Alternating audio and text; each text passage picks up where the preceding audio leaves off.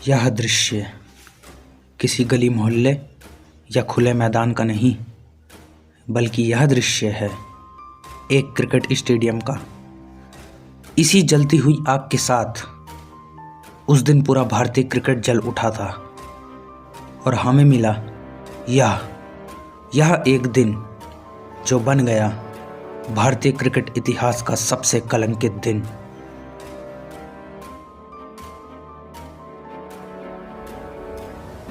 उन्नीस विश्व कप जीतने के बाद भारत में क्रिकेट की लहर दौड़ चुकी थी। क्रिकेट लोगों के लिए एक जरिया बन चुका था, लेकिन आने वाले कुछ समय के लिए ये भारत की आखिरी खुशी होने वाली थी, क्योंकि अब देशवासियों को भारतीय टीम से जैसे प्रदर्शन की उम्मीद थी, ऐसा प्रदर्शन भारतीय टीम आने वाले 2 विश्व कप में दिखा ना सकी। लेकिन अब बारी थी 1996 विल्स वर्ल्ड कप की, जिसमें 13 साल बाद भारतीय टीम अपने अलग ही रंग में नजर आ रही थी।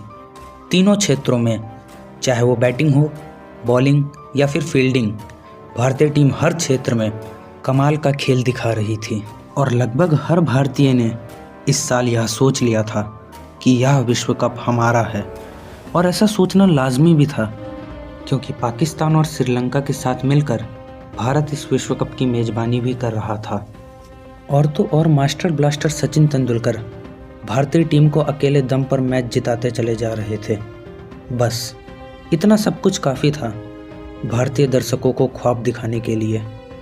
अब नॉकआउट से पहले ग्रुप की स्थिति कुछ इस प्रकार थी, और अब भारत को अपने कट्टर प्रतिद्वंदी के खिलाफ क्वार्टर फाइनल में भिड़ना था, यानी पाकिस्तान। अब यह मैच बेहद ही रोमांच से भरा हुआ था, और नवजोत सिंह सिद्धू और अजय जडेजा की तूफानी पारी की बदौलत भारत ने पाकिस्तान के आगे बेहद ही पहाड़ जैसा लक्ष्य टांग दिया था, जिसके जवाब में आमिर सोहेल और वेंकटेश प्रसाद की गर्मागर्मी के बीच में पाकिस्तान अपने लक्ष्य से 39 रन दूर रह गया था। और इसी के साथ भारत अपना शानदार खेल दिखाते हुए विश्व कप के सेमीफाइनल में पहुंच चुका था, यानी अपनी मंजिल से केवल 2 कदम दूर। लेकिन तब किसे पता था कि ये भारत की आखिरी खुशी है। अब भारत को सेमीफाइनल में श्रीलंका से भिड़ना था। हाँ, वही श्रीलंका जो इस पूरे टूर्नामेंट में अजेय थी, वही श्रीलंका जो इंग्लैंड, ऑस्ट्रेलिया जैसी मजबूत टीमों को हराकर सेमीफाइनल में पहुंचा था।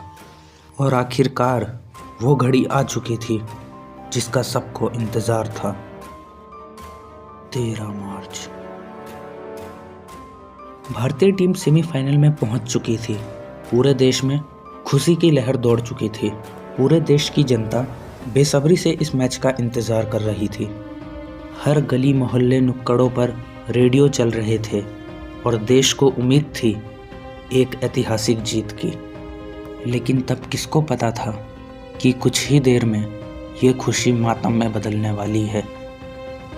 इसी के साथ मैच की शुरुआत होती है, और देखते ही देखते लाखों की तादाद में भीड़ स्टेडियम में जमा होना शुरू हो गई। यानी हो ना हो, खिलाड़ियों के ऊपर दबाव अपनी चरम सीमा पर था।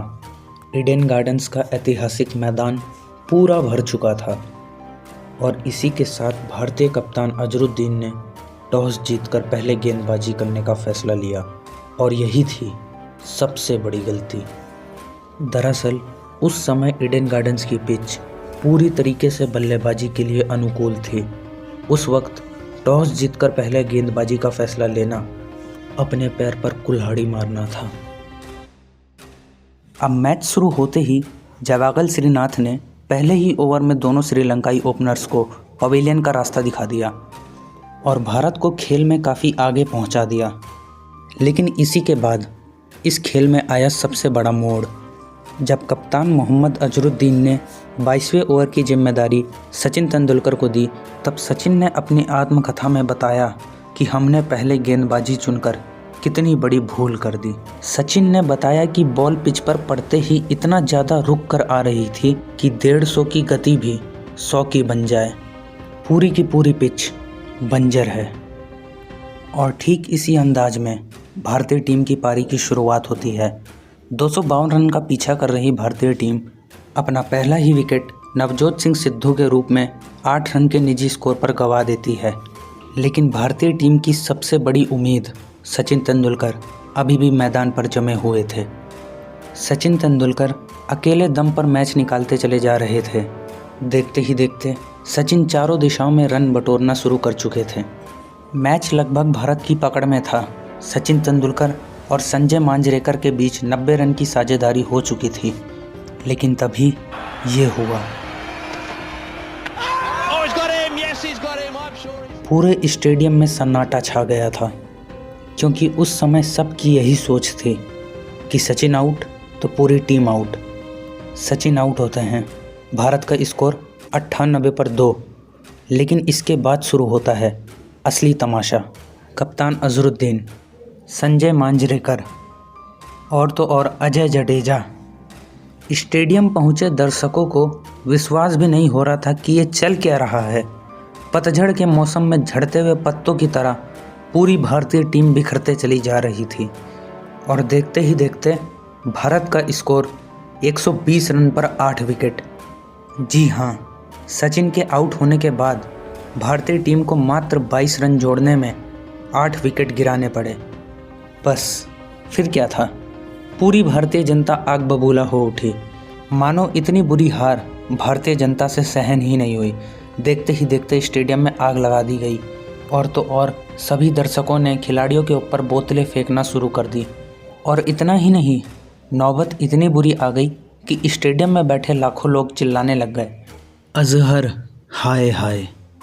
बस फिर क्या था, श्रीलंकाई कप्तान रणतुंगा ने मैच रेफरी क्लाइव लियोट से मैच रुकवाने की बात करी। परिस्थिति बद से बदतर होती चली जा रही थी।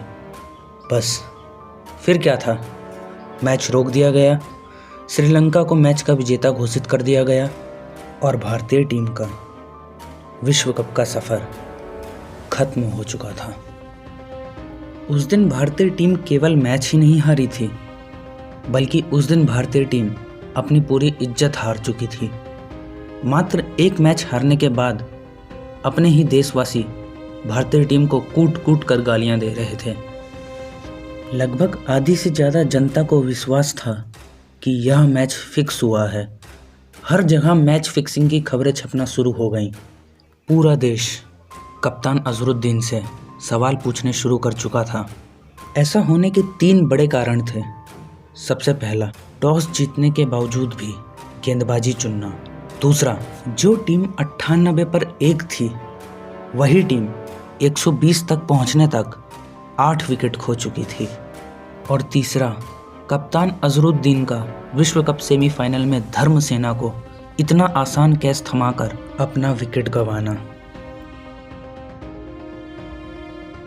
ये 96 का मैच मैं लाइफ में कभी नहीं भूल सकता हूं, क्योंकि ये मैच के बाद मेरा करियर खत्म किया गया। अब इस मैच के ठीक 15 साल बाद विनोद कांबली ने अजरुद्दीन और अजय जडेजा पर सीधा सीधा मैच फिक्सिंग का आरोप लगा दिया, जिसके जवाब में अजरुद्दीन ने कांबली के चरित्र के ऊपर टिप्पणी करते हुए कहा, कांबली बिल्कुल बकवास कर रहे हैं।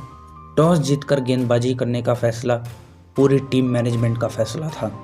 बस तो ये थी कहानी भारतीय क्रिकेट इतिहास के सबसे कलंकित दिन की। अब आप इस बारे में क्या सोचते हैं? क्या मैच फिक्स था या नहीं? अपनी राय हमें कमेंट में ज़रूर बताएं। बस आज के लिए इतना ही। हम उम्मीद करते हैं आपको हमारी यह वीडियो बहुत पसंद आई होगी। अगर ऐसा है तो हमारी इस वीडियो को ढेर सारा प्यार दीजिए। फिर मिलेंगे आपको ऐसी ही ज़बरदस्त वीडियो के अंदर।